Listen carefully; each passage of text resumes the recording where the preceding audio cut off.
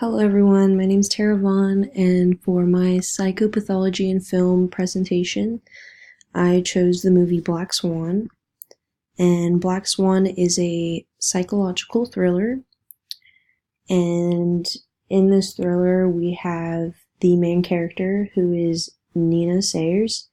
She is a young dancer working for a prestigious New York City ballet company, and she has the dreams of someday being the prima donna. And although she is talented, she's very reserved, and others will usually peg her as the shy and frigid little girl.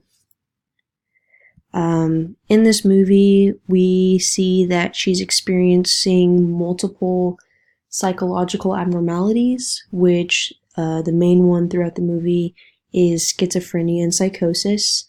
We also see a lot of obsessive compulsive personality disorder and anorexia, bulimia nervosa. Okay, so in this slide, I have listed the disorders that I listed in the previous slide, just with symptoms listed below them. So I put schizophrenia and psychosis together just because very severe cases of schizophrenia can lead to psychosis, in which this case in the movie it did. And usually these symptoms include hallucinations and delusions. The person will experience a break with reality. It's a lot of, seeing things or hearing things that aren't there. And with obsessive compulsive personality disorder, there's an overwhelming need for order. Usually people will peg this person to be a perfectionist. Everything needs to always be perfect. And then we have anorexia and bulimia nervosa. I put these two together just because they're both very common eating disorders. With anorexia, this is where a person will have the compulsion to lose weight. They have this constant thought that they are fat despite being 15% or more underweight. And with bulimia nervosa, this is the compulsion to binge, eating large amounts fast, but then they start to purge by losing the food through vomiting, laxatives, and extreme exercise. So in this movie, the screenwriters and filmmakers were very good about accurately portraying these disorders with the main character. Usually schizophrenic people aren't very social with others, and throughout this movie we see that Nina rarely socializes with her coworkers and keeps to herself. Nina has these delusions that Lily is out to harm her and steal the lead role. She starts to come up with these crazy things, even though Lily is just a backup for the main role. Nina will also have these visual hallucinations of herself when she's just walking around, and she also had a very vivid hallucination of Lily in her dressing room, where she then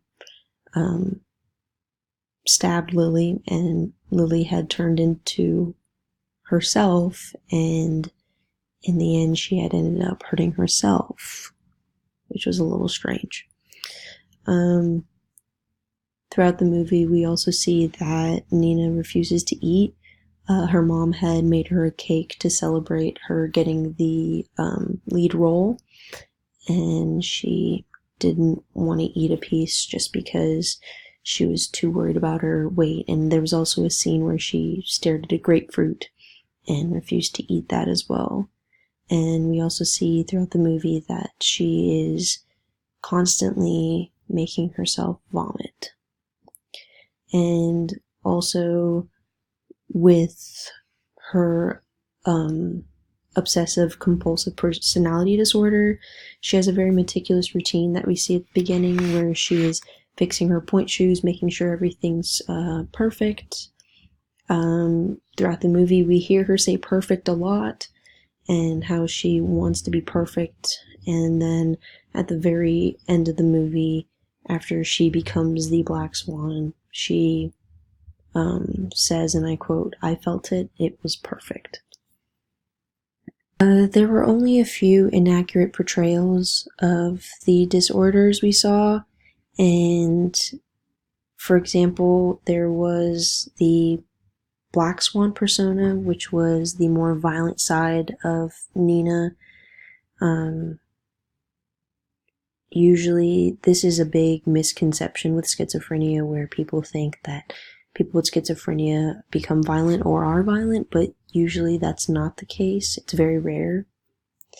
And usually,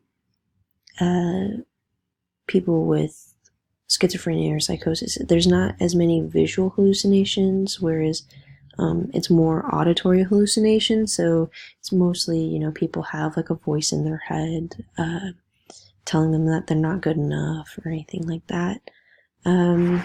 Also, the only problem that a lot of people saw with the movie was that there may have been too many psychological abnormalities. For example, there was also, I saw parts of dissociative personality disorder. She was also, it seemed like there was a lot of childhood abuse with her mother, and her mother had also some psychological abnormalities that tied into the movie. There was just a lot to follow. Like I said before, there were a lot of accurate portrayals in this movie, and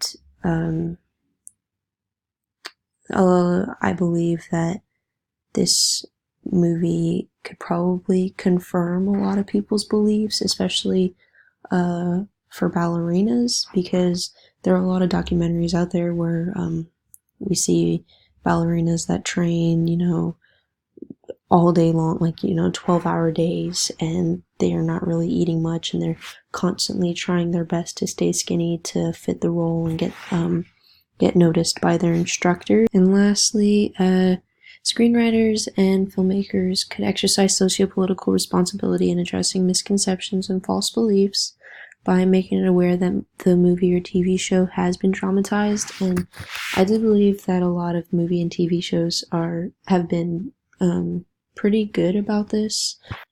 A common trend that I usually see in TV shows or movies, let's say they're focused in on the disorders like depression, and people are having a lot of suicidal thoughts, or someone ends up, taking their life in a movie.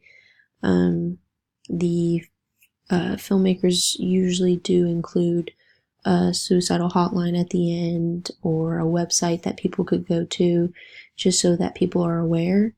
And then I also put that it is important that the general public are aware that most movies or TV shows have been dramatized for effects and for the audience, just to, for popularity reasons.